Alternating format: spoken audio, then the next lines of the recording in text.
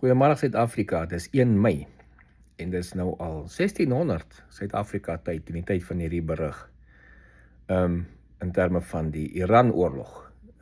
Sorry, ek raak bietjie agter, want ek's bietjie baie besig die laaste paar ure en die laaste paar dae. Maar ek bring maar wat ek kan deur. So, hier's waar ons staan op die status op die oomblik. Dit is nou al 3 weke sedert die skietstaking. En president Trump het hulle nou kans gegee om te kom na die tafel toe, om te kom negotiate. Net soos hy gedoen het voor die 28ste Februarie se aanval, vir weke kans gegee. En hulle wil nie kom nie. Intussen, onthou voor die 28ste Februarie, het hy magte begin opbou, het hulle gewys fisies hoe skuif hy die magte in plek. En sê kom, praat, maar hulle wou nie. Hy doen presies dieselfde nou. Dit is nou al 3 weke wat hy sê, kom praat, maar dan kom hulle elke keer met klein stories. Wil nie kom praat nie, kom met hulle eie voordele. Dan kom hulle met hulle eie dreigemente, hulle gaan die Amerikaanse vloot sink, neer daar waar hulle is. Hoekom het hulle nog nie gedoen het nie? Weet niemand nie, want hulle kan nie. Maar anyway, intussen bou die Amerikaanse magte op. Dit is nou al amper dubbel so sterk as wat dit was voor die 28ste Februarie se inval. En gister het president Trump en sy Security Council vergadering gehad, waar die CENTCOM commander vir hom die moontlike opsies gegee het, militêre opsies. Ek kan jou amper waarborg, hierdie ding gaan in 'n militêre opsie eindig. Want daai klomp ayatollahs en hulle, die gay ene, die wat nou in charge is nog steeds my funny dat hulle gay ayatollah het, want hulle is mos so sterk teen gays, die moslims.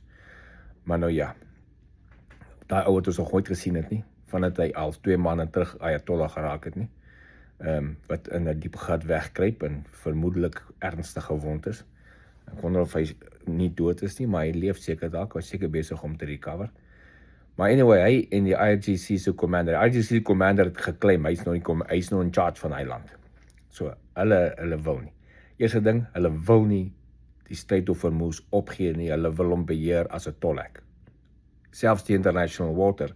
En die tweede ding, hulle wil nie hulle nuclear capability opgee nie, hulle wil nuclear bomme bou. Dis 'n no-go vir hulle, en dis 'n no-go vir ons. So, president Trump het net gesê, daar's geen manier dat hy gaan onderhandel met hulle as dit nie teruggegee word nie. En die blokkade gaan voort. Die blokkade keer hulle sny hulle ekonomies af. Hulle ekonomie is heeltemal besig om te kollaps, maar daai ryk ouens, daai mullahs, die handjievol wat die land regeer, hulle het nie 'n saak met dit nie, want hulle het assets oralste. Hulle het nie 'n saak met hulle populasie nie. So, hier's die options. Ek vermoed binnekort gaan daar 'n massive strike wees op Iran. Massive, tussen Israel en Amerika. Daar gaan energy plekke gevat word. Enige ding wat hulle gebruik om hulle bommasjien te bou gaan gedestrooi word. Kaak-eiland kan of oorgevat word of totaal vernietig word. As hulle Kaak-eiland vernietig, dan het Iran moeilikheid vir dekades, nie net vir 'n paar maande nie, vir dekades, want dis waar hulle al hulle olie uitpomp.